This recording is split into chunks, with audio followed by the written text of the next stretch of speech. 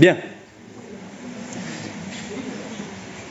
Nous nous retrouvons dans notre périple intellectuel pour essayer de cerner ce que c'est que l'amour, avec malheureusement toute l'ambiguïté que ça a aujourd'hui, puisque nous sommes dans une perspective d'amour toxique. C'est-à-dire que c'est vraiment la toxicité de la relation qui est le propre de notre société. Sachant que nous sommes toujours en cours d'éthique, la perspective est donc de savoir comment nous ajustons notre comportement, au sein de quelle finalité nous nous ordonnons. Et c'est pour cela que nous avons commencé à d'abord essayer de savoir si Aristote ne se fichait pas un petit peu de nous en nous parlant de la contemplation comme finalité, puis de l'amitié comme finalité. La contemplation, on s'est rendu compte que c'était quelque chose d'un peu divin, et donc forcément pas forcément très accessible pour l'être humain. Et là, nous sommes en plein questionnement sur la question relationnelle. Alors on a d'abord vu que il y avait une tendance en l'être humain. Cette tendance, elle visait à la fois rentrer en relation avec quelqu'un parce qu'il nous est différent, et en même temps, le simple fait de rentrer en relation avec lui, on a envie, on serait tenté de vouloir faire en sorte qu'il ne soit plus différent, de résoudre cette différence, de faire en sorte qu'il soit comme nous-mêmes. Il y a ces fameux proverbes ou ces fameuses tendances, quand vous regardez les coachs en séduction, qui vous parlent du fait de la tendance en couple que l'on a à tout faire pour supprimer ce pourquoi nous aimions l'autre. C'est-à-dire que nous rentrons en relation avec quelqu'un parce que cette personne nous a séduit, elle nous a séduit parce qu'elle avait de singulier, par exemple, je sais pas, climat hétérosexuel, elle est plutôt attirée par ce qu'on appelle les bad boys, les ténébreux qui ne parlent pas trop, etc. Et c'est ce pourquoi elle veut rentrer en couple avec cette personne-là. Pourtant, dès lors qu'elle va être en couple avec lui, eh bien, elle va tout faire pour que ce ténébreux cesse d'être ténébreux, devienne quelqu'un de sensible, un petit baptou fragile, qui sera incapable d'être réellement l'homme viril qu'elle voulait. De la même manière, lui, il est attiré par des femmes qui, je ne sais pas, ont du caractère, il a envie de rentrer en relation avec des personnes qui ont du caractère, et pourtant, il va tout faire pendant toute la relation qu'il va avoir avec elle pour essayer de sabrer cette énergie et faire en sorte que ce ne soit pas elle qui décide. J'ai pris un climat hétérosexuel, vous prenez un climat homosexuel, c'est exactement la même chose. Notre tendance à vouloir gommer la différence dès lors que nous sommes en relation avec elle. Pourquoi ? Parce que, et nous l'avons vu, inconsciemment, la différence est perçue comme étant la source du conflit. Et dans une logique post-marxiste, nous avons envie de gommer la différence. Pour qu'il n'y ait plus de conflit entre le bourgeois et le prolétaire, il ne faut plus qu'il n'y ait ni bourgeois ni prolétaire. Pour qu'il n'y ait plus de conflit entre l'homme et la femme, il ne faut plus qu'il y ait d'hommes et de femmes. Pour qu'il n'y ait plus de conflit dans un couple, il ne faut plus qu'il y ait deux personnes différentes dans un couple. Mais ces personnes différentes dans un couple, malheureusement, elles vont vivre comme une espèce d'aliénation de soi, le fait de perdre leur unicité. Et donc, l'homme, la personne se retrouve dans un espèce de paradoxe absolument insupportable. Je veux à la fois préserver ma différence, préserver ma singularité, et en même temps, l'autre n'a de cesse que d'essayer de me la bouffer. Et plus je m'affirmerai moi-même comme singulier, plus alors je serai incapable d'être en relation. Vous voyez le paradoxe dans lequel on se retrouve dans notre société, et vous allez avoir plein de coachs, plein de personnes qui vont essayer de faire du développement personnel en vous disant que, excusez-moi, il faut s'affirmer soi-même. Oui. J'ai pas allumé le micro ? 1, 2. Oh, oui. Excusez-moi. Je me disais que je devais pousser pas mal par rapport aux autres fois. Là. Ça va être beaucoup plus simple. Et en plus, ça me donne un côté très théâtral.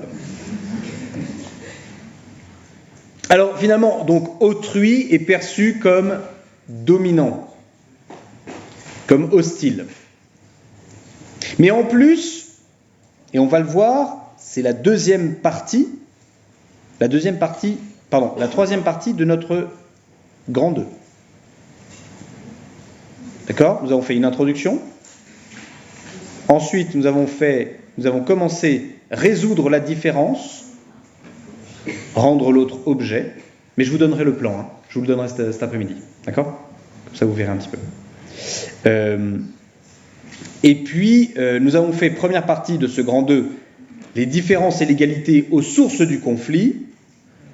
Le 2, c'est autrui comme menace. Et maintenant, nous allons voir le fait qu'il y a quelque chose qui nous empêche d'être en relation les uns avec les autres et qui est une structure, une hyperstructure quasiment idéologique, dirait Marx. Une structure de consommation. La consommation comme structure mentale. Nous sommes dans une société de consommation. Est-ce que vous pouvez me donner la caractéristique de la société de consommation, s'il vous plaît ? Ouais. Impatient. Pardon. Qu'est-ce qui fait qu'on dit que cette société, c'est une société de consommation ? Ouais. On en a de quoi ? De tout, ok, ouais. C'est lorsqu'une société a un rapport très matérialiste aux choses. C'est un rapport quand une société a un rapport très matérialiste aux choses, pas tout à fait, non. Ouais. C'est que on va au-delà à quel niveau ? Quand vous dites on va au-delà, c'est très métaphorique. Ça veut dire que votre comportement, c'est lequel ? Le comportement des pays d'une société de consommation, qu'est-ce qu'ils font ? Qu'est-ce qui est excessif ? L'achat ? Et voilà. Et en fait, voilà. Je pense que c'est normal. Il y en a qui avaient pris l'aspect économie avant. Ouais. Alors, il faut bien comprendre qu'en économie, on vous piège. On vous piège en vous disant tout à fait les choses. Hein. Ça, j'ai repéré dans les manuels, etc. En fait, on vous dit les trucs, mais les cours sont faits pour qu'on ne comprenne pas. C'est très, très étonnant. N'y voyez absolument aucun complot. Attention, on se calme, les gens un peu pénibles là. Non, c'est juste que une société de consommation porte mal son nom parce que ce n'est pas une société où l'on consomme trop, c'est une société où l'on produit trop. C'est-à-dire que dans une société de consommation, on est dans une société d'abondance quant à la production. Comme vous produisez trop à un niveau industriel, ce qu'il faut faire, c'est que vous allez d'abord devoir stocker. Or, les stocks coûtent cher. Donc, comme vous devez écouler les stocks, il va falloir quoi ? Que vous déclenchiez la consommation des gens. Vous avez produit trop de téléphones. Alors il va falloir faire quoi ? Déclencher chez une personne la volonté, le désir de racheter un nouveau téléphone alors qu'il en a déjà un qui fonctionne. Donc la société de consommation n'est pas une société où on consomme trop, c'est une société où, parce que l'on produit trop, on va vous pousser à la consommation. Et pour vous pousser à la consommation, il y a deux aspects, deux techniques. Premièrement, il y a ce que l'on appelle l'obsolescence programmée des produits. Alors, c'est quelque chose, quand vous réalisez ce que c'est, vous vous dites que c'est scandaleux. Parce que ça n'est pas normal. Les personnes, les entreprises dans une société de consommation, elles n'ont pas intérêt à ce que leurs produits soient durables. D'où vous voyez la dissonance cognitive dans notre culture, où on est dans une écologie durable, dans une société de consommation. Donc, les entreprises doivent penser des choses qui sont à la fois dans l'obsolescence programmée et en même temps durables. Comment on fait? C'est génial. Eh bien, on utilise des produits recyclables. Comme ça, on peut introduire de l'obsolescence programmée. Alors, l'obsolescence programmée, il y a un truc qui est bien connu, c'est le cas des ampoules, par exemple. On sait faire des ampoules qui durent à peu près 180 ans, sans jamais tomber en panne. On sait les faire, à un coût de production équivalent. Mais, problème, c'est que si vous avez réussi à vendre à tout le monde ces ampoules-là, eh bien votre marché est fini pendant 180 ans. Donc toutes les ampoules que vous avez en stock, vous ne pouvez pas les écouler. Donc qu'ont fait, c'est dans les années 50-60, c'est assez récent, qu'ont fait les producteurs d'ampoules mondiaux. Ils se sont tous réunis, et regardez sur Internet, c'est intéressant, parce que c'est un cas en économie qu'on étudie souvent. Ils se sont tous réunis et ils ont dit, il faut qu'on introduise un défaut dans le filament. Vous savez, le truc qui se met à briller. Il faut qu'on introduise un défaut dans le filament, de telle sorte qu'il y ait une durée limitée de vie d'une ampoule. Et ça a été le premier cas avéré de coordination d'obsolescence programmée. Tous les marchands d'ampoules y avaient intérêt. Je veux dire, ce n'est pas un qui a décidé pour les autres, vous voyez. Mais tout le monde avait intérêt à faire ça, donc ils ont fait ça. Sauf que ça a été le cas un petit peu dans tous les produits économiques. Au niveau électronique, comment vous introduisez de l'obsolescence programmée? C'est connu, c'est un peu terrible, mais c'est connu. Par exemple, pour vos téléphones, la surcouche de logiciels, au fur et à mesure des mises à jour, doit prendre de plus en plus de place pour que les anciens modèles soient de plus en plus incapables de la supporter. Donc votre premier iPhone est de moins en moins capable, perd en rapidité, perd en mémoire, et ainsi de suite. Et donc il y a une obsolescence en raison des mises à jour. Combien de fois vous avez pu vivre l'expérience, ou des personnes qui viennent vous voir, qui vous disent « Depuis que j'ai mis à jour, ça va beaucoup moins vite. Depuis que j'ai mis à jour, ça ne va pas du tout bien. » Pour les ordinateurs, c'est pareil. C'est voulu, c'est pensé. L'obsolescence programmée, c'est-à-dire rendre obsolète ce que vous avez. Beaucoup de gens vous ont dit ça, un lave-linge des années 40 dure beaucoup plus longtemps qu'un lave-linge aujourd'hui. Un four, c'est pareil. Un frigo, c'est pareil. Les matériaux employés sont volontairement moins durables pour faire fonctionner l'écoulage de stock. On est content quand aujourd'hui le frigidaire il dure 5 ans, 6 ans. Alors que vous avez, vous savez, le vieux frigidaire de vos grands-parents qui fait un bruit de grosses caisses à chaque fois qu'il se remet en route, etc. Lui, ça fait 90 ans qu'il est encore là. Et ça fonctionne. La voiture aussi, c'est vraiment l'archétype de l'obsolescence programmée, avec les pièces électroniques, en plus. Où petit à petit, la réparation va coûter de plus en plus cher et va rejoindre le prix d'achat de la voiture. Attention, je ne suis pas en train de vous dire que c'est pas bien, que c'est immoral, que c'est un fonctionnement, c'est un modèle économique de société. Sachez que le jour où il y a quelqu'un qui commence à vendre des ampoules qui durent 180 ans, il fout en l'air le commerce. Il fout en l'air le commerce. C'est-à-dire qu'il y a plein de gens qui mettent les clés sous la porte et qui n'ont plus de travail, qui n'ont plus rien. Donc c'est en fait, on est dans une situation de grand jeu de chaises musicales. Le seul truc, c'est qu'il n'y a plus de chaises. Et donc il faut que la musique continue. Parce que tant que la musique continue, ça ira bien. Le jour où la musique s'arrête, alors là, tout le monde se pète la gueule. Ça, c'est l'obsolescence programmée. C'est la première manière que vous avez de faire durer une société de consommation. La deuxième manière, et alors là, c'est plus insidieux, il va falloir rendre désuets les choses. Comment rendre désuets les choses? C'est qu'il va falloir que vous rendiez un produit que vous avez vanté comme étant l'archétype de l'innovation, de la nouveauté et de la performance, il va falloir que vous le rendiez inadéquat, ringard, et de telle sorte que le consommateur se mette à lui-même se détacher du produit. C'est ce qu'on appelle, alors on les connaît, ce sont les effets de mode.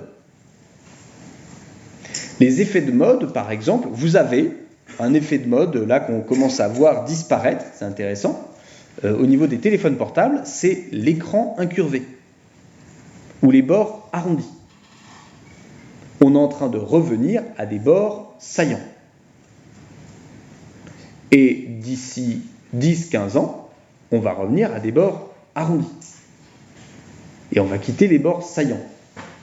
Les lunettes de vue, vous allez voir, il y a des effets de mode pour les lunettes de vue.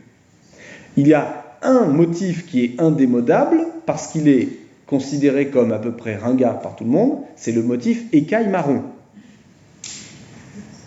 Lui ne changera jamais. Non, mais c'est vrai, vous parlez à quelqu'un qui vend des lunettes, il va vous dire c'est ça. Par contre, il va y avoir la mode des grandes lunettes bien rondes et bien grandes, et après les lunettes petites, rectangulaires. Quant aux habits, c'est la même chose. Les habits colorés, les habits non colorés. Vous allez introduire de la désuétude aussi générationnelle. Le fait de se laisser pousser la barbe, le fait de ne pas se laisser pousser la barbe. Les chaussures. Vous prenez n'importe quoi. Et le but, ça va être d'analyser, vous qui êtes un petit peu attentif à ce qui peut se passer dans les mouvements de société, c'est analyser les mouvements de mode qui n'ont pour but et qui n'ont comme seul but, comprenez-le, que d'écouler les stocks. Vous allez regarder, et c'est la même chose pour tout, hein. C'est-à-dire que cette désuétude, vous allez voir, elle va se propager partout. Mais regardez par exemple, lorsque vous faites les soldes, les vêtements, vous prenez les vêtements d'il y a 5 ans, et vous regardez aujourd'hui.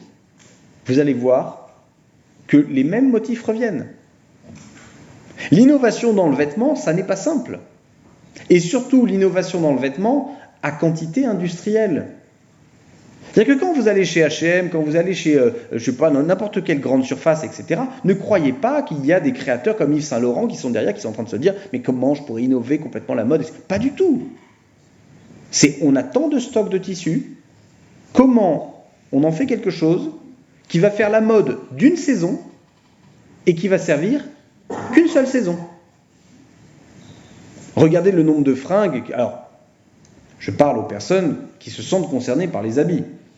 Je sais qu'il y en a certains qui ne sont pas du tout concernés par ça. Mais les personnes qui se sentent concernées par les habits, regardez la quantité astronomique d'habits que nous avons dans les sociétés occidentales que l'on ne met pas.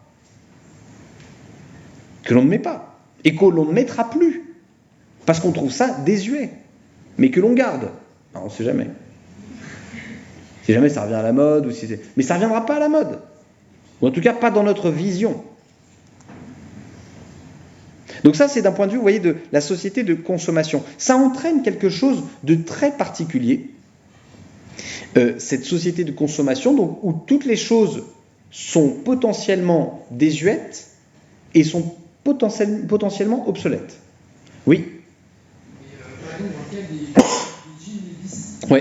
Ça fait plusieurs dizaines d'années que c'est à la mode et c'est quand même relativement solide et que ça dure longtemps. Tout à fait. Est-ce que ça s'applique Oui, alors justement, il y a certaines marques, ISPAC, il y a certaines marques qui ont décidé d'aller à l'encontre de l'aspect désuet et de l'aspect obsolète. Vous avez les moulins à sel et poivre Peugeot, par exemple, où ils vous disent, si jamais il y a une pièce qui pète, on vous la rembourse, même si vous l'avez acheté il y a 50 ans. Vous voyez ? Donc il y a des artisanats qui ont fait leur force de frappe là-dessus. Vous avez Louis Vuitton, vous avez plein de marques de luxe, qui ont dit justement, nous on n'est pas là-dedans. Mais il faut bien comprendre que ce sont un peu des ovnis Et d'ailleurs, les jeans Lewis, vous n'en achetez pas 50. En revanche, quand vous allez à, je sais pas, n'importe quelle enseigne de grande surface de vêtements, etc., là vous en achetez et vous n'en avez pas grand-chose à faire. Votre jean Lewis, vous en avez quelque chose à faire.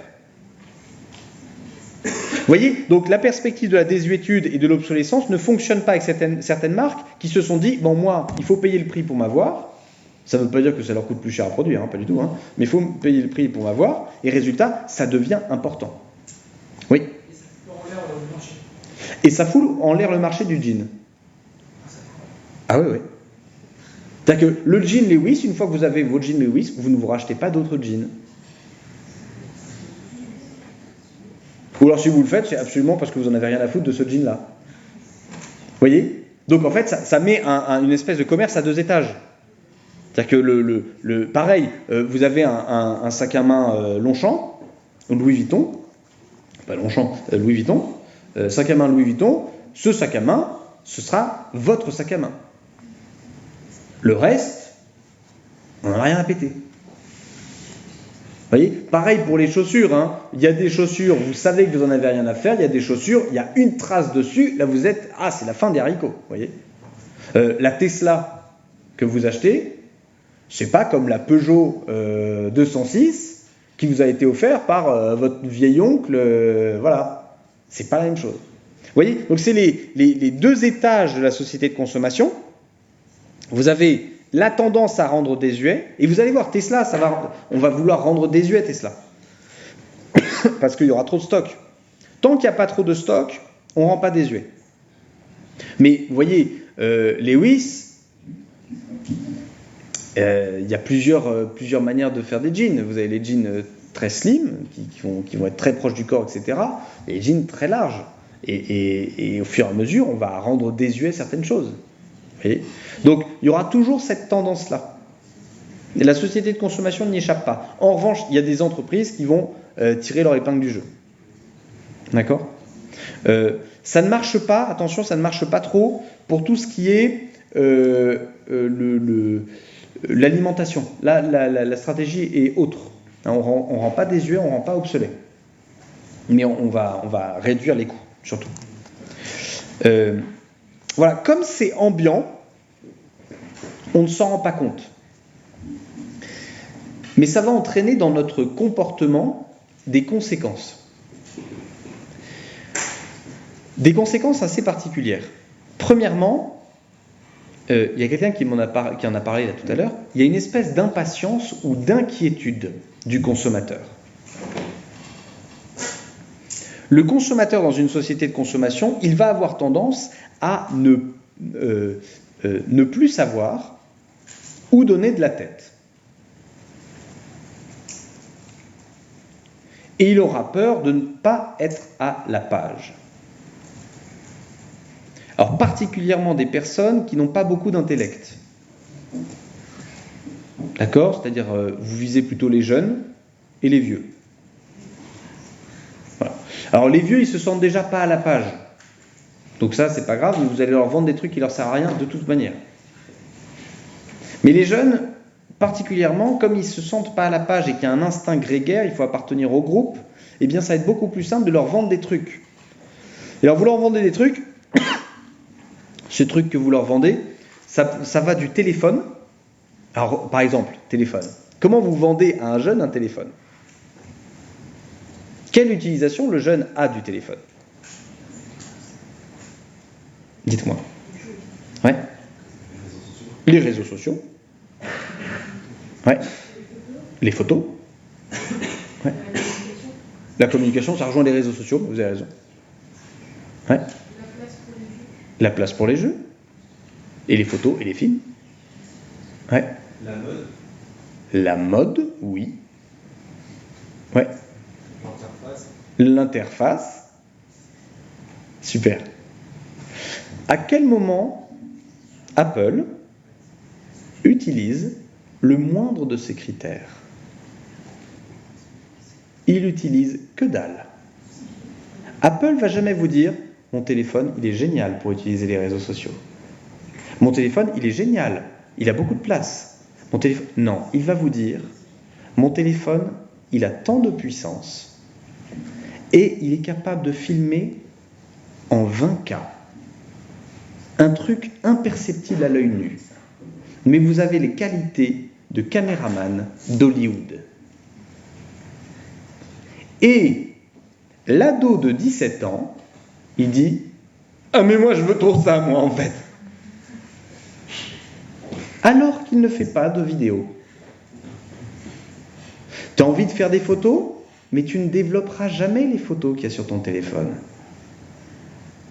Tu auras des milliers de photos dans ton iPhone qui a des téras de mémoire, c'est pas vrai, pas encore, mais en tout cas ça va arriver, que tu n'utiliseras jamais. Jamais. C'est-à-dire que aucune des utilités réelles du téléphone du jeune va être utilisée pour lui vendre. Autrement dit, aucune des qualités réelles du téléphone ne va être utilisée pour être attractif. Et donc, on va commencer à faire de la publicité mensongère. Alors attention, c'est le philosophe qui parle, hein. C'est moi qui vous dis que c'est une publicité mensongère. Ce n'est pas de la publicité mensongère, ils ne mentent pas, mais ils vous font désirer quelque chose que vous ne désirez pas. Regardez les pubs, par exemple, pour l'aspirateur Dyson. La publicité de l'aspirateur Dyson. On vous dit, voilà, énorme autonomie, énorme capacité, très silencieux, etc. Super. Vous regardez la publicité, les personnes vous démontent le moteur en image de synthèse, vous montrent l'air qui rentre dedans, et vous prennent pour un ingénieur de la NASA qui va comprendre ce qui est en train de se passer. Et vous allez dire, eh ouais, c'est génial. Il me faut ça. Tesla, pareil. Qu'est-ce qu'on attend d'une voiture ? Qu'elle roule toute seule ? Non. Sinon, vous prenez le train. Qu'elle soit 100% durable ? Non. Sinon, vous preniez le vélo. Non, ce que vous avez envie, c'est l'effet de mode. Et donc, on va vous vendre quoi ? L'effet de mode. Et donc, le consommateur va se retrouver captif dans son désir. Ce n'est pas un désir qu'il a lui-même. Regardez quand vous arrivez dans une grande surface, je ne sais pas si ça vous est arrivé, moi je trouve ça génial, vous arrivez dans une grande surface et il faut que vous isoliez une partie de vous. Vous isolez une partie de votre esprit qui va vous juger. Et vous laissez l'autre en roue libre. L'autre en roue libre qui n'a pas fait de liste. Vous la laissez aller. Au milieu des rayons, comme ça, voilà, et puis voilà. Et là, à ce moment-là, vous vous rendez compte, vous prenez que des trucs dont vous n'avez pas besoin. Pas du tout. Et en plus, on va vous montrer des choses qui parfois ne changent rien, réellement. Tu sais, moi ce que j'aime bien, c'est regarder, vous savez, il y a des vidéos dans les très grandes surfaces. Il y a des vidéos en tête de gondole qui vous expliquent qu'il y a un produit qui est révolutionnaire. Ce super pommeau de douche est capable de vous filtrer l'eau avant même qu'elle vous arrive dessus. Sa pression est multipliée par 3. Et toi, tu regardes en face, tu dis, mais moi j'ai trop envie d'avoir une eau filtrée sur moi. Tu ne sais pas ce que ça change sur toi. L'eau filtrée ne va rien changer, tu vas te laver, tu vas continuer à te laver, voilà, ça ne va pas changer. Et d'ailleurs, même quand tu vas avoir ton premier pommeau de douche, là, tu l'auras mis, la première douche, tu vas faire, ah, ça change vraiment tout. Puis au bout de 3 semaines, mais tu t'en fous. Tu te rendras compte que c'est bouché de calcaire de la même manière, tu te dis, ah merde, ça rentre pas. C'est pareil. Le nouveau PQ, 4 épaisseurs. 4 épaisseurs. 12 pendant que tu y es, vas-y, 12.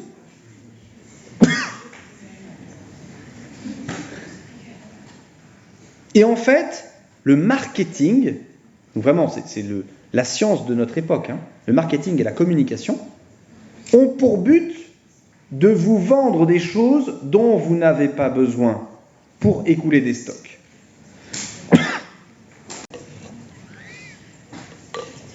C'est de l'eau, rassurez-vous. Eh bien, si c'était pas de l'eau, j'aurais tout à fait l'aura. Voilà. Et en fait, cette structure va s'appliquer à tout. Regardez, ça s'applique à l'enseignement. Il faut que l'enseignement soit plaisant. Il faut que le prof vienne vendre sa matière. Moi, je suis effaré, vous voyez, par mes collègues qui sont en lycée, qui sont obligés de dire à des étudiants « ma matière est importante pour ton travail plus tard ». C'est terrible. C'est un mensonge, c'est pas vrai? Et c'est terrible. Pour que tu sois un minimum intéressé, il faut que je te montre que je suis utile. Moi, je peux vous assurer, le cours que vous faites actuellement avec moi n'a aucune utilité. N'a aucune utilité. C'est-à-dire que ça va peut-être nourrir votre vie, des trucs très très mystiques, très métaphysiques, etc. Non, mais ça n'a aucune utilité. Vous ne pourrez pas mieux produire après ce cours-là. Vous ne trouverez pas mieux un travail après ce cours-là. C'est pas vrai. Il est gratuit, ce cours. C'est-à-dire qu'il est gratuit. Attention. Il est gratuit. Il est, en tout cas, vous le faites pour le cours. Vous le suivez pour le cours. D'ailleurs, pour être très honnête, je ne fais pas l'appel. Et je m'en fous. Vous voyez, et bon, voilà, on n'est pas dessus. Et vous voyez, pour les hommes politiques, le but c'est de plaire. Et donc on n'a pas d'avis propre. On s'en fout d'avoir un avis propre, de porter des convictions politiques réelles. Ce qu'on veut, c'est plaire. Ce qu'on veut, c'est ne pas déplaire. Ce qu'on veut, c'est se dédiaboliser. Et donc on va faire plein de choses pour se dédiaboliser. Avec le RN, avec tout ça, vous voyez, c'est ce genre de choses. Le but, c'est de plaire. Et même, il y a des gens qui se font élire simplement parce qu'ils ont plu. Ou parce qu'ils n'ont pas déplu. Première élection d'Emmanuel Macron. Il y a des gens qui étaient interviewés, des gens à Versailles, qui disaient « Ah non, nous on a voté pour lui parce qu'il est quand même charmant. » Mais toi, on devrait te retirer le droit de vote. Parce que là, c'est le pur produit de la consommation, le pur produit de la société de consommation. Dès lors que tu es façonné de telle sorte que tu sois attiré par ce qui te plaît, terminé, tu ne seras jamais un adulte. Oui, j'entends des gens qui me disent « Il faut éduquer l'enfant de telle sorte à l'aider à faire ce qui lui plaît. » Quelle stupidité! Si on écoute ça, l'enfant il bouffe des bonbons. J'en ai un, je peux le savoir. Hein. L'enfant il bouffe des bonbons toute la journée. Il a des caries, il fait une indigestion et peut-être qu'il crève. Oh, bah oui. Comme si on devait faire que ce qui nous plaît. Mais attendez, mais ça c'est la société de consommation qui nous le dicte. Ça te plaît? Prends-le. Ça te plaît pas? Jette-le. Mais non. Mais non, le monde n'est pas comme ça. Le monde n'est pas comme ça. Et je vois bien, il y a des personnes qui me disent, j'ai des jeunes là qui me parlent, j'en suis désolé pour eux. Là, ils m'ont dit, ils quittent la France. Ils partent en Floride. Ils quittent la France, ils sont artisans boulangers. Ils quittent la France, ils me disent, non mais moi j'en ai ras-le-bol. J'en ai ras-le-bol et je les comprends tellement, vraiment je les comprends. C'est-à-dire qu'ils payent des impôts, mais c'est scandaleux, c'est scandaleux. C'est scandaleux. Avant même d'avoir commencé, ils sont endettés. C'est scandaleux. Et ils savent qu'en Floride, ils vont devenir millionnaires.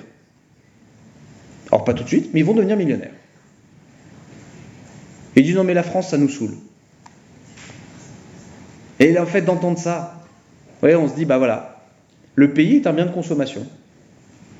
Tant qu'il nous plaît, on est là. Dès qu'il n'est plus là, voilà. Dès qu'il ne nous plaît plus, voilà. Et là où je voulais en venir, vous me voyez arriver. Les relations. Les relations sont totalement affectées par notre tendance à la consommation. Il y a des amis qui vont devenir obsolètes, qui vont devenir désuets. Des amis avec qui, en fait, c'est pas si bon d'aller. Si je reste avec telle personne, c'est pas forcément très bon. Oh, ils sont pénibles. Il y a des relations même amoureuses. Mon conjoint, ma conjointe, mon partenaire ne me plaît plus. Il ne me satisfait plus. Il ne convient plus. Donc qu'est-ce que je fais? Je le jette. Et puis même, en fait, je peux très bien aborder mes relations selon le mode de la consommation. Oh tiens, j'ai bien envie de me faire un petit coup d'un soir, là. Allez, je me prends ma petite application, Appen par exemple, allez, petite application Appen, ou comment ça s'appelle avec les fruits là? Faute. Tellement mieux. Tellement mieux. Alors, je fais mon petit marché. Alors, qu'est-ce que j'ai envie d'avoir? J'ai envie d'avoir un petit plan cul là. Allez, j'ai un petit plan cul, c'est parti. Même plusieurs, allez. Là, j'ai envie d'une relation à la fois sérieuse et en même temps pas trop. Pas trop. Moi, je veux vraiment m'engager. Oh, bizarrement, il n'y a personne. Bah oui. Et il y a un marché. Il y a même un marché. Alors, quand vous allez à Paris, c'est encore plus drôle parce qu'à Paris, vous avez des énormes affiches. Et si vous trompiez votre conjoint, votre amant avec votre mari, Glidden, site de rencontre extra-conjugale. Un site où tu es obligé d'être en couple pour y aller. Et c'est ton marché. Et l'autre devient quoi? Devient un objet. Un objet que je peux consommer. Que je peux bouffer. Sachant qu'il y en aura toujours du stock. Jusqu'à un certain point, hein, parce que vous allez voir, il y a un grand désespoir qui arrive. Alors, pour les femmes, ça arrive plus tôt. Parce que sur le marché de la séduction, les femmes, vous avez une date de péremption qui arrive plus tôt. C'est-à-dire qu'à partir d'un certain moment, en gros, vers la trentaine, en gros, les mecs considèrent qu'il y a beaucoup de gens qui vous sont passés dessus, et donc ça ne vaut plus trop le coup. Alors que les mecs ont une date de péremption qui est très très lointaine, mais elle met du temps à arriver, la date de consommation, par contre. C'est-à-dire que le mec est jeune, il n'est pas intéressant. Par contre, à partir du moment où il commence à avoir une situation, machin, alors là ça devient beaucoup plus intéressant. Attention, la situation, ça ne veut pas dire pour s'engager, pas du tout. Hein. C'est au moins, les michetots vont pouvoir arriver pour, allez, je consomme. Et je ne vous parle pas des milieux homosexuels, ou dans les milieux homosexuels, ça dépend où, hein, mais les consommations, il y a des personnes qui peuvent beaucoup en souffrir d'ailleurs, les consommations sont très très assumées. Voilà, c'est-à-dire, t'es un coup d'un soir, à une soirée, machin comme ça, enfin c'est très assumé. Donc vous voyez, malgré des dates de péremption et des dates de consommation, il va falloir rentrer dans ce marché relationnel.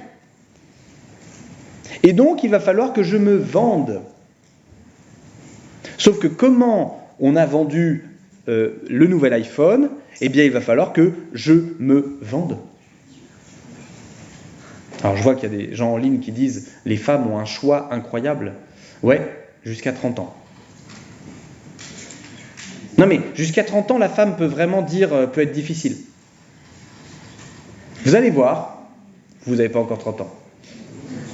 Vous allez voir, à partir de 30 ans, 35 ans, les femmes n'ont plus beaucoup de choix. Et c'est plus, c'est quand je veux, avec qui je veux, c'est quand je peux.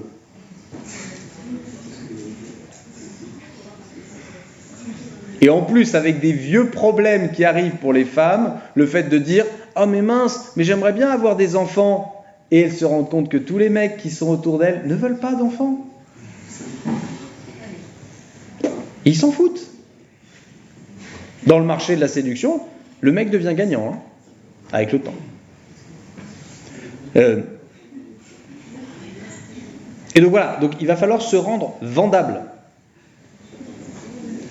Mais vous savez, enfin, je trouve ça... là, c'est très caricatural tout ce que je vous dis, hein, c'est le but. Mais il faut bien se rendre compte que dans ce marché de consommation, en fait, la pensée individualiste a réussi à isoler notamment la femme. Et la femme devient de plus en plus vulnérable sur ce marché-là, de la séduction. Ouais. Avant de parler de corruption, vous avez dit que quand on est en relation avec une personne et qu'elle n'est plus, on s'en débarrasse. Ouais. Mais personnellement, je ne vois pas comment ça peut être différent. Quand on est en couple avec une personne et qu'il n'y a plus de désir ou d'attirance, Ouais. comment est-ce qu'on peut rester avec cette personne? Tout à fait. Ouais, non, mais c'est une vraie question. C'est une vraie question. Dès lors qu'en fait mon désir n'est plus assouvi, en gros, dès lors que j'ai épuisé la consommation que je pouvais avoir de l'autre, je la jette, quoi. Est-ce que du coup, vous dites en quelque sorte qu'on devrait rester avec une personne parce qu'elle bénéficie pour nous, même si on ne s'en rend pas compte? Alors moi j'aime bien quand vous dites, que je dis, que vous devriez. Moi je vous ai dit, je suis un philosophe moral. Mon but n'est pas de vous dire, tu dois faire ça, ou tu dois pas faire ça. Mon but c'est de vous dire, ça rend l'homme heureux, ça le rend pas heureux. Mais après, vous faites ce que vous voulez. Et pour l'instant, je ne suis pas en train d'arriver à la conclusion ou au fait de ce qu'est l'amour. Je suis en train de vous dire, aujourd'hui, voilà la réalité de nos relations. Et vous avez raison, parce que j'en ai pas parlé, mais ça fait qu'il y a une énorme pression pour des personnes qui se mettent en couple. Une énorme pression, parce que l'un et l'autre se disent, il faut que je reste consommable le plus longtemps possible. C'est-à-dire qu'il faut que je reste bonne, au sens de bonne, et moi, il faut que je reste... je vous donne un autre exemple. Vous voyez, il y a des divorces qui arrivent pour des questions qui semblent très anecdotiques quand on regarde le début de la relation. Elle tombe au chômage ou il tombe au chômage.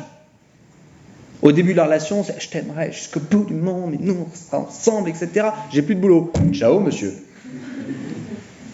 Vous voyez, ou premier enfant. Deuxième enfant. Les deux sont décalqués. Ils parlent qu'en onomatopée, tu sais. Voilà, ils dorment 3 heures par nuit, ils n'en peuvent plus, etc. Et là, alors qu'au tout début, ils étaient capables de dormir 2 heures par nuit parce qu'ils parlaient ensemble, parce qu'elles étaient trop heureuses toutes les deux, et ainsi de suite. Elles étaient capables. Enfin voilà, les personnes étaient capables de vraiment dépenser leur temps, et arrive un moment où c'est plus possible. Donc c'est une vraie question que vous posez. Vous avez raison. Hein. Oui. Oui, justement, si on est en couple avec une personne et qu'on doit faire des efforts en permanence pour soi se rendre heureux par moi-même, par exemple. C'est l'enfer. Et heureux de l'autre personne, c'était un problème, mais s'ils sont pas pour être ensemble, et tant mieux, vous allez chercher autre part. Alors, vous concluez vite. Non, je veux dire, je suis d'accord avec vous. Hein. Faire des efforts dans une relation, c'est normal et c'est le but d'une relation. Non. Ah non. Ah pardon, mais là je m'inscris en faux. Le but d'une relation, ce n'est pas de faire des efforts. Moi non. On ne peut pas sortir avec quelqu'un qui est pareil que nous, donc il y a forcément des choses qu'on va devoir faire. Vous comprenez que mon plan est très très bien fait. Oui, mais du coup, si ça ne va pas avec une personne, ça va pas. Eh ben oui, ça va pas. Hein. Et on va chercher ailleurs. On la prévient quand même avant. Mais à quel moment, regardez comme vous êtes là. Je ne sais pas si vous vous rendez compte de l'angoisse que vous avez là. Vous avez peur que je vous dise que c'est mal ou que c'est bien. Vous avez peur de ça, mais calmez-vous. Calmez-vous. Non mais, enfin, je veux dire, je comprends parce que, premièrement, on n'arrive pas à accepter le fait que le divorce, c'est de la merde. Mais moi, en tant que philosophe, je vous le dis, le divorce, c'est de la merde.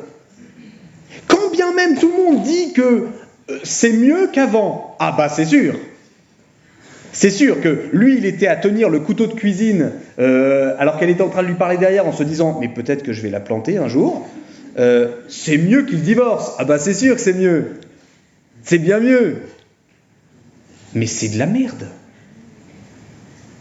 Quand ils se sont mis ensemble, les deux là, ils ne voulaient pas arriver à ça. Ils ne voulaient pas arriver au fait que, bizarrement, il y a un tableau Excel qui est arrivé à ce moment-là, au moment du divorce, et là on a commencé à se dire, alors, le téléviseur, il était à combien déjà, quand on l'a acheté ? Qu'on se divise un petit peu. Rappelle-toi, ah oui, c'est vrai qu'on a 2 enfants. Il va falloir penser pension alimentaire, par contre. Qui a la garde ? Qui va garder les enfants ? Ça, je suis désolé, et là, vous ne me ferez pas dire ça, vous ne pourrez pas me faire dire ça, que ça, c'est la réussite, et que ça, on y arrive très bien. C'est pas ça que je vous dirais. Par contre, je ne vous dirai pas que des homicides qui arrivent en couple parce que les gens sont restés ensemble alors qu'ils ne pouvaient plus se piffrer, c'est quand même la meilleure des solutions. Vous voyez, mais je pense qu'il faut prendre le réel tel qu'il est. Tout le monde ici, dans cette salle, aspire à une relation amoureuse qui dure longtemps et qui soit heureuse. Tout le monde. Et donc le jour où ça s'arrête, cette aspiration-là, elle est frustrée. Voilà. C'est la seule chose que je peux vous dire pour le moment. Mais vous en faites pas, on va avancer. Mais vos 2 remarques sont importantes et sont réelles. Hein. C'est-à-dire qu'il est évident que, et on en avait parlé la dernière fois, la relation humaine peut devenir un enfer. Et on va en parler quand on va parler même des relations dites toxiques. Quand je dis un enfer, c'est que ça peut mener à la mort des gens. Ouais. Après, les relations amoureuses, surtout, ça dépend même amical, mais ça dépend aussi vachement de l'âge que ont les 2 personnes. De la maturité. Oui. Ouais, bien sûr. Oui, vous avez raison. Oui, oui, je suis d'accord. Mais, vous voyez, donc, la personne se retrouve dans une grande inquiétude et juste, on va jusqu'à 12h50. D'accord ? Ok. Ouais. Dans une grande inquiétude et donc va devoir constamment essayer de ne pas rentrer dans la désuétude relationnelle. Et donc, on va être dans une société de marketing. Tout le monde va essayer de développer une technique pour être aimable, plaisant, attirant. Et alors chacun va développer sa petite technique. Ça commence dans la cour du lycée. Vous avez plusieurs stratégies. Vous avez la stratégie de la personne qui n'a aucune stratégie. C'est-à-dire qu'elle s'est dit, moi, je ne comprends pas comment fonctionnent les relations humaines, donc, je ne vais pas parler. Et je vais devenir le réservé ou la réservée de l'ensemble de la promotion. Et je vais développer mon originalité. Tu les retrouves souvent en spécialité littéraire. Tu vois ? Des gens très originaux, mais qui ne vont pas beaucoup communiquer sur eux. Alors ensuite, tu as toutes les fraîcheurs du lycée, toutes les personnes qui sont hyper sociables, tout va bien tout le temps, et qui cancanent. Moi j'aime bien parce qu'on a appelé ça la cour du lycée, et en fait il n'y a plus du tout la même, c'est plus la même étymologie quand vous prenez la cour du primaire et la cour du lycée. La cour du primaire, ça renvoie à la cour, c'est-à-dire la cour du jardin. Tu vois, le truc qui n'est pas bâti. La cour du primaire, c'est quoi ? C'est les enfants jouent dedans. La cour du lycée, c'est la cour de Louis XIV. C'est l'entourage royal. Et donc, il y a les nobles, les gens qui gravitent autour des nobles, les bouffons. Tu regarderas les bouffons. Ils sont géniaux, les bouffons. C'est que c'est des gens qui font rire tout le monde, qui n'appartiennent à aucun groupe. Et on ne sait pas trop ce qu'ils pensent, d'ailleurs. Mais ils sont invités à toutes les soirées, sans pour autant avoir de relations approfondies avec personne. Tu as les couples stars. C'est ceux sur lesquels tu avais tablé depuis le début. Ils sont tellement faits pour être ensemble. T'as les gars, quand je dis gars, ça peut être les filles, t'as les personnes qui eux ont une passion et se sont dit on se retrouve autour de cette passion-là. Ceux qui ont pris l'aspect sport, par exemple, ou qui se retrouvent autour de jeux de rôle. Tu vois, ou vraiment un délire un peu spécifique, mais en groupe. Et ils excluent tout le monde. Et chacun va essayer de trouver comment être vendable au sein de ces choses-là. Quitte à sacrifier sa personnalité, son individualité. Ça, c'est au niveau de la cour du lycée. Vous avez la même chose en entreprise, vous avez la même chose dans la vie adulte, vous avez la même chose dans la famille. Dans la famille, regardez simplement la place des enfants. Le dernier de famille sera contenu dans sa place de dernier de famille. L'aîné sera l'aîné. Le milieu sera le milieu. S'il est le drôle, il aura le droit d'être drôle en famille. Et le jour où il arrête d'être drôle, c'est qu'il ne va pas bien. Il y a un problème.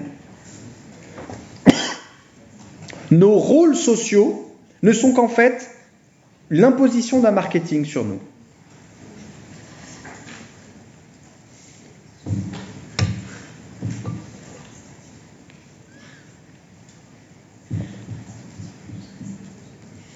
Et se déclenche une très très grande superficialité à ce moment-là.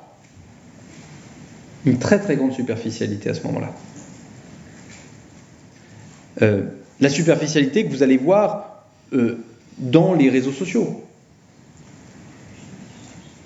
Quel est le but des réseaux sociaux ? Moi, je me fais toujours la remarque quand je vois des vidéos TikTok. Alors, une fois sur 12 à peu près, TikTok essaye encore de savoir ce que je pense. Donc, tu sais, il t'envoie une vidéo qui n'est pas trop intéressante.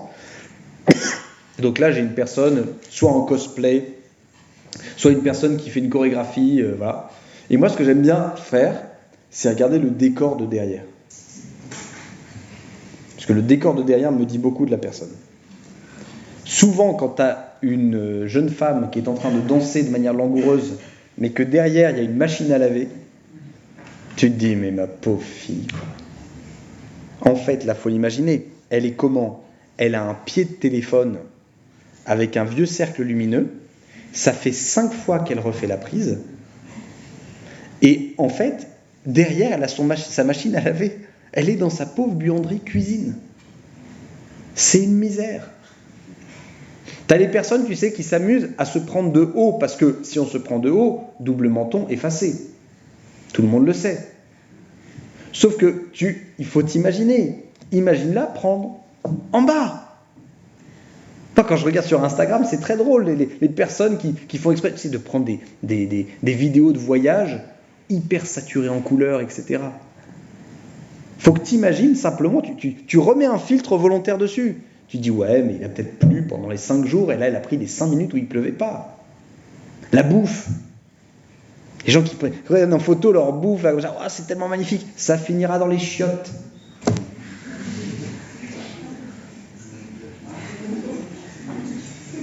Et en fait, tu vois, le fait de ne pas se rendre, le fait de vouloir ne pas être désuet, ne pas être laissé comme un déchet, nous rend menteurs. Nous rend menteurs. Tu regardes sur les réseaux sociaux, tu regardes la vie des personnes sur les réseaux sociaux, et tu regardes leur vie réelle, mais incomparable. Incomparable. Et en plus, cette image factice nous fait croire que nous sommes appréciés. Ce qui est paradoxal. C'est-à-dire qu'on court après les j'aime. Ce que la personne veut, c'est être aimée telle qu'elle est, mais elle ne fait que proposer des profils ou des images ou des choses qui ne sont pas réellement elle. Ce serait super drôle, tu vois, de faire exprès de prendre des vidéos, des photos, trucs nature. La vraie vidéo du réveil. Pas la vidéo du réveil que tu fais une demi-heure après le réveil. Alors que tu t'es levé, tu t'es maquillé, tu t'es recouché, tu as repris ton téléphone. Salut les loulous, alors là je me réveille, petite nuit qui a été très sympathique, tu pars.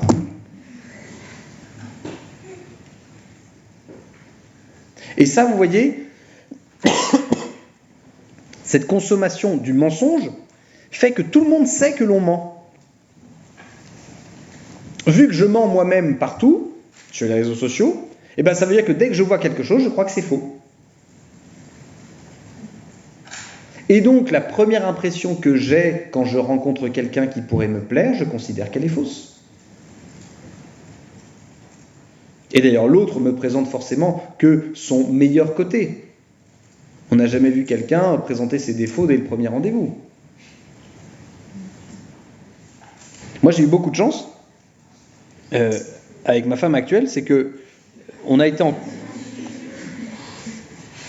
Qu'est-ce qu'il y a ? J'ai eu beaucoup de chance, c'est que avant d'être ensemble, on a été en coloc avec 4 autres personnes pendant 2 ans. Et ben, je peux vous assurer que au bout de 2 ans, c'est fini, hein, l'idéalisation. C'est-à-dire que l'un et l'autre, on s'est vus dans des situations terribles, dans des lendemains de cuite où tu ne peux pas assumer, tu vois, ou entre 2 vomis, tu viens saluer les gens dans la cuisine, tu vois. Et vous voyez, cette recherche de la vérité dans les relations, elle est mal vue. Il y a des gens qui, j'ai entendu ça, il y a des personnes qui ne veulent pas vivre ensemble parce qu'ils ne veulent pas se brosser les dents l'un à la côté de l'autre. C'est intéressant. Ils disent, il faut préserver un petit peu de magie. Tais-toi. Il faut préserver un peu de magie. C'est les mêmes personnes qui vont faire croire pendant longtemps à leurs enfants qu'il y a le Père Noël qui existe.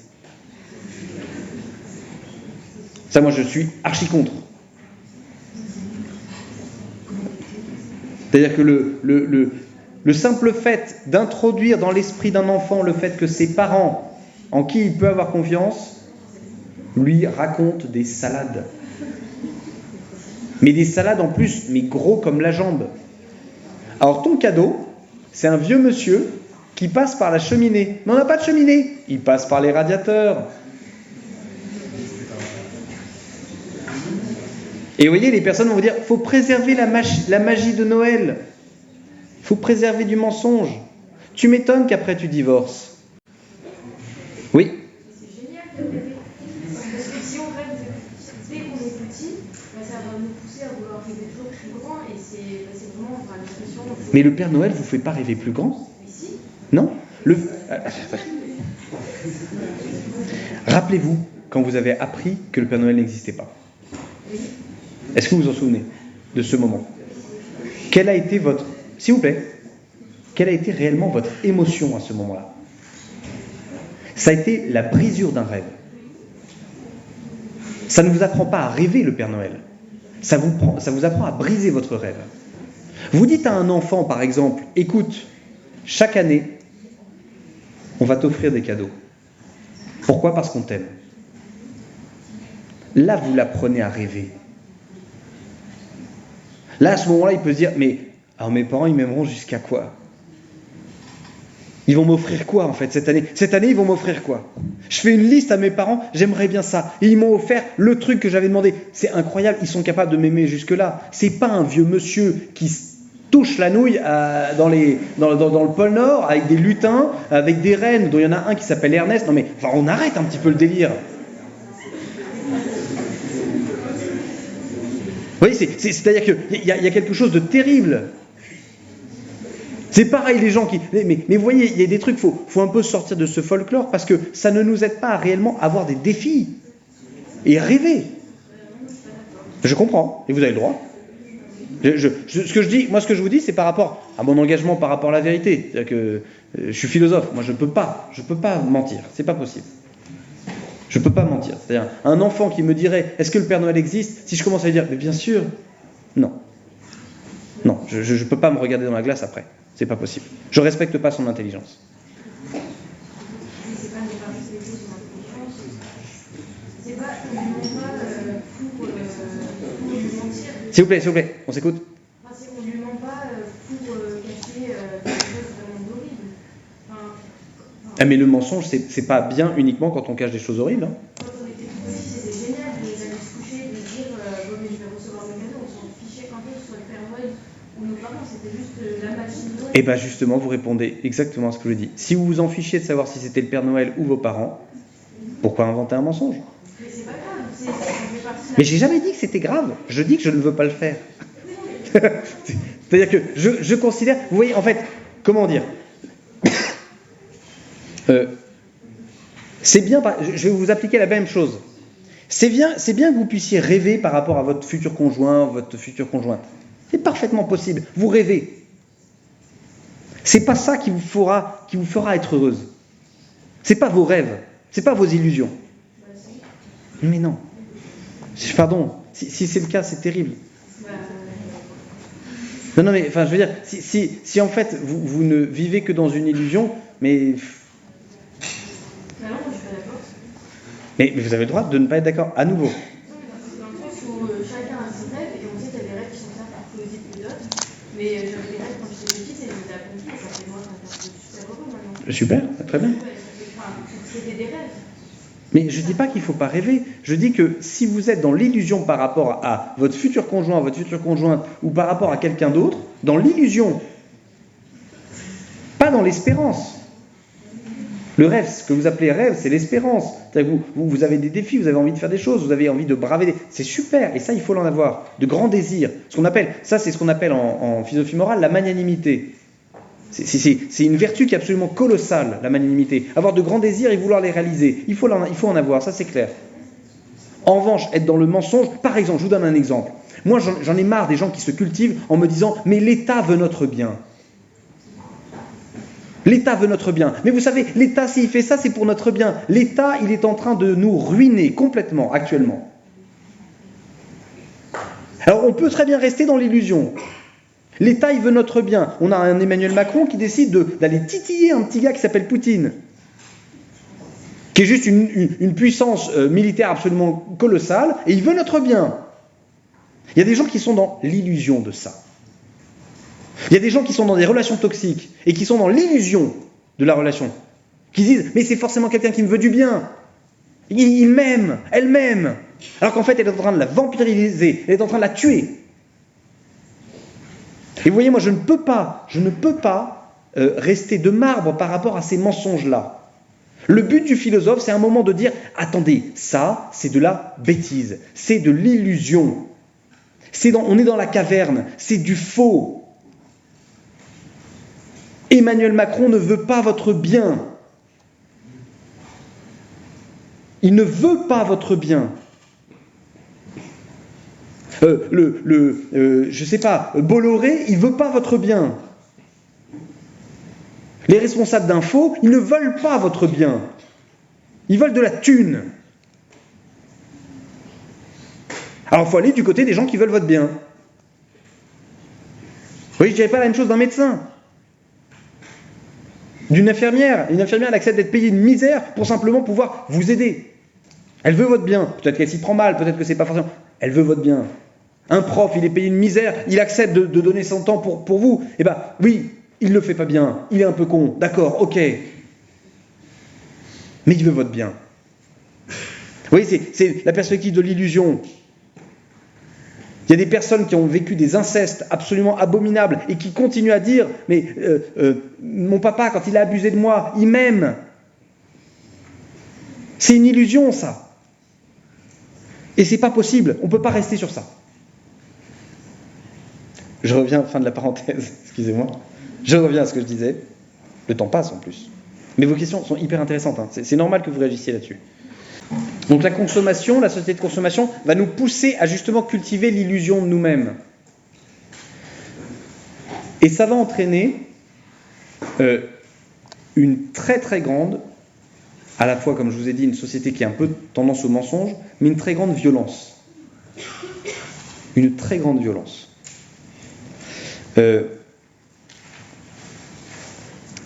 Il n'y a rien de plus violent, et ça rejoindra ce qu'on vient de se dire,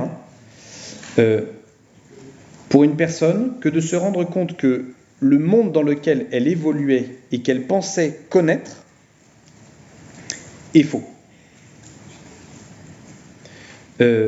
Vous apprenez que vos parents ne sont pas vos parents, c'est dramatique. Vous apprenez que...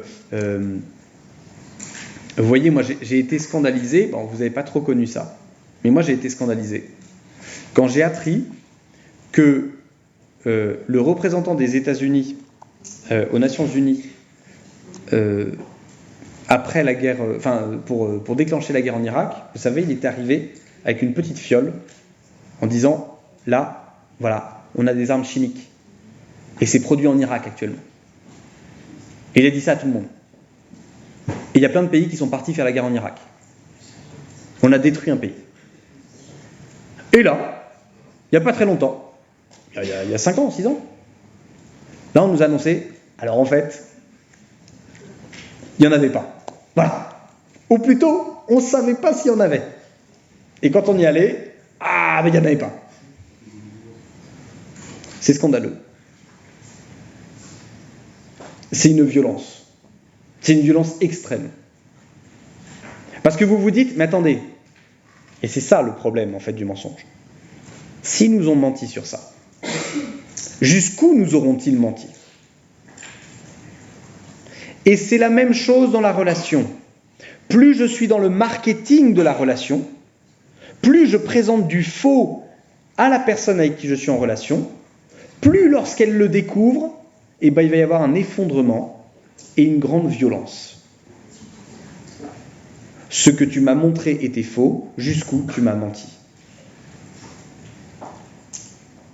Avec des phrases parfois que l'on dit en relation qui sont scandaleuses. C'est des personnes qui vous disent, mais il n'y aura des personnes qui osent dire, mais il n'y aura jamais que toi. Tu es dans le feu de la passion. Mais je t'aime, je suis amoureux de toi, mais voilà, mais il n'y aura jamais que toi. D'accord? Tais-toi. Il vaut mieux quelqu'un qui te dise de manière absolument pas vendeuse, je vais faire ce que je peux. Je vais faire ce que je peux, tu vas pas me combler toute ma vie. Je suis désolé, tu n'es pas capable de combler tout ce à quoi j'aspire. Mais je vais faire ce que je peux. Vaut mieux ça que quelqu'un qui te dise « Mais tu es la personne, mais waouh, mais il n'y a personne d'autre, et ce sera toi jusqu'à la fin des jours. » Non. Vous voyez, dans les mariages religieux, c'est intéressant. Il y a notamment les mariages chrétiens sont intéressants là-dessus. Vous savez, il y a un échange dit des consentements. Et vous savez ce qui est dit à ce moment-là ou pas? Ouais, jusqu'à ce que la mort nous sépare. Qu'est-ce qui est dit avant? Ouais.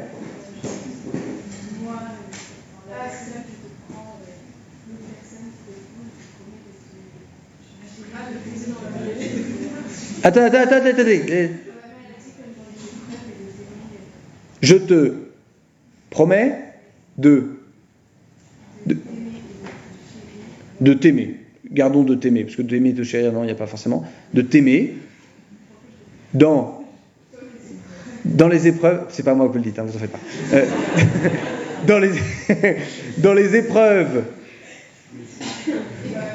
Non. Dans le bonheur, comme dans les épreuves. Jusqu'à ce que la mort nous sépare. C'est-à-dire que dans les mariages religieux, chrétiens, il y a cette idée de « je te promets de t'aimer ». Vous avez dit de te chérir. Non. Il n'y a pas la volonté d'éprouver des sentiments toute notre vie. Il y a la volonté de t'aimer. Je vais tout faire pour essayer de t'aimer jusqu'à ce que la mort nous sépare. Donc c'est quelque chose de très volontaire dans les religieux. Très volontaire. Cette tendance, vous voyez, à la dissimulation, au mensonge, va entraîner autre chose que la grande violence. C'est que, paradoxalement, il va se produire une grande misère relationnelle. Une très grande misère relationnelle. C'est-à-dire que les personnes vont être de plus en plus seules dans notre société de consommation.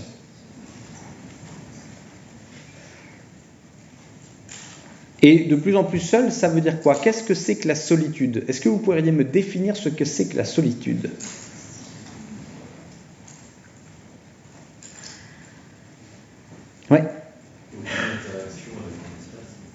Aucune interaction avec un espace? Avec des gens. Aucune interaction avec des gens. Attention, non, vous pouvez avoir des interactions avec des gens. Ouais. C'est plus un sentiment, dans le sens où on peut avoir des interactions et avoir des amis, entre guillemets, mais se sentir seul. Alors qu'est-ce qui fait que vous vous sentez seul? Ouais. Ce sentiment d'isolement. Ça veut dire quoi? Parce que là, c'est la même chose que dit votre camarade. Ouais. Incompréhension. Soyez plus précis. Les autres ne comprennent pas.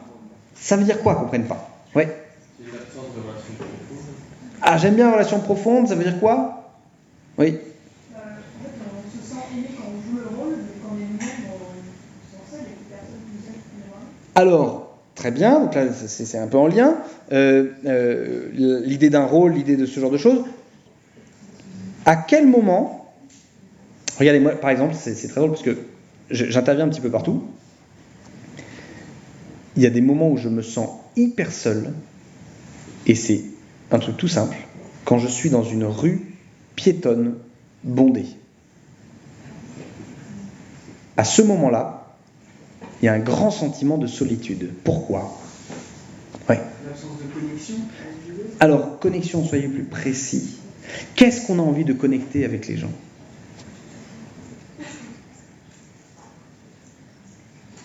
C'est quoi en fait le propre de ce que l'on veut connecter avec les gens? Les vieilles dames, vous savez, que vous voyez, qui vont à la boulangerie, qui disent « Bonjour, j'aimerais bien une baguette, s'il vous plaît, merci, pas trop cuite, hein, super, vous voulez autre chose? Non, ça sera tout, au revoir. » Elle a eu une interaction. Oh, c'était sa petite sortie de la journée. Et elle retourne dans le quotidien de sa solitude. Ouais. Un échange de quoi? Ouais. De regard? Non, alors ça c'est le truc catho à la con. C'est-à-dire, ce dont les pauvres ont besoin, c'est vraiment d'un regard bienveillant. Ta gueule. Les pauvres, ils n'ont pas besoin d'un regard bienveillant. Les pauvres, ils ont besoin de relations réelles. Relations réelles. Et qu'on les sorte de la misère. Point. Le regard bienveillant, c'est nul. Ça, c'est le truc Hollywood, tu sais. Le truc d'Hollywood, les trucs où les gens, par un regard, il a réussi à relever la personne. Pas du tout. Surtout si tu as un strabisme, à quoi ça sert d'avoir un... Je veux dire, le regard ne sert à rien. C'est-à-dire que, oui, tu as accès à quelque chose dans le regard, je suis d'accord, tu as accès à quoi dans le regard? C'est quoi? C'est quoi? Oui. Une émotion, pas que. Quoi d'autre? Ouais. C'est quoi? Vas-y. Ça veut dire... Comment on appelle ça? Oui. L'âme. Oh, non. Non, t'as jamais accès à l'âme de la personne. À aucun moment... fusion d'âme. Non, pas du tout. Ouais. L'humanité, carrément. Alors là, on explose le genre, c'est-à-dire, moi, quand je te vois, je vois d'abord l'humanité. Pas du tout. Pas du tout. Et d'ailleurs, méfie-toi, s'il y a quelqu'un un jour qui dit je ne t'aime pas toi, j'aime l'humanité en toi, tu le butes. D'accord? Oui. Oui. Alors, comme je vais vous le dire de manière plus simple, vous l'avez. Vous vous sentez seul lorsque personne n'a accès à votre vie intérieure.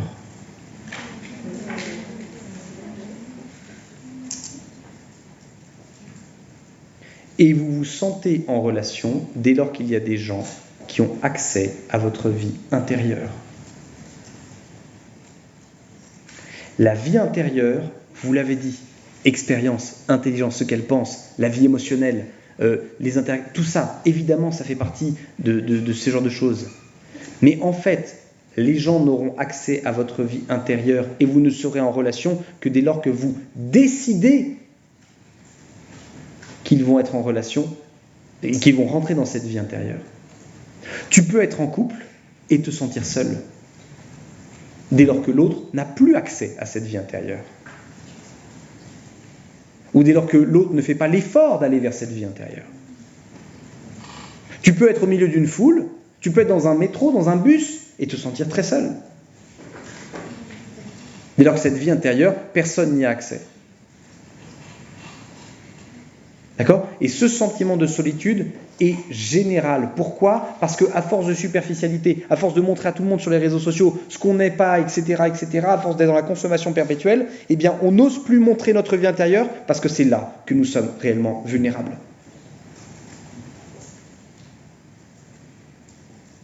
Personne sur les réseaux sociaux ne se mettra à pleurer. Réellement. Réellement. Dès lors que vous vous mettez à pleurer pour être vu, vous ne vous mettez pas réellement à pleurer.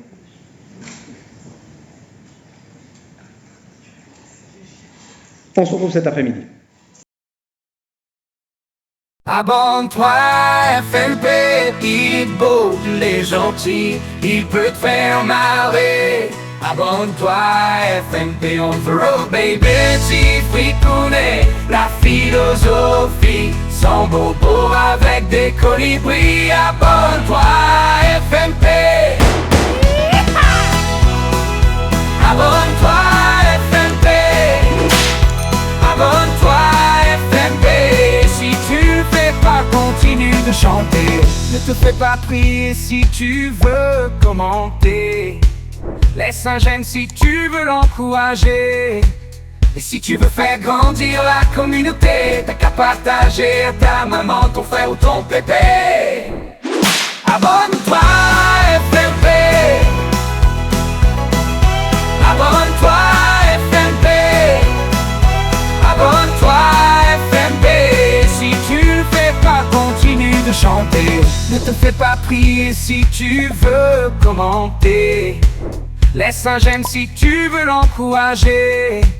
Et si tu veux faire grandir la communauté, t'as qu'à partager à ta maman, ton frère ou ton pépé. Abonne-toi, FMP. Abonne-toi, FMP. Abonne-toi, FMP. Si tu le fais pas, continue de chanter. Ne te fais pas prier si tu veux commenter. Laisse un j'aime si tu veux l'encourager. Et si tu veux faire grandir la communauté,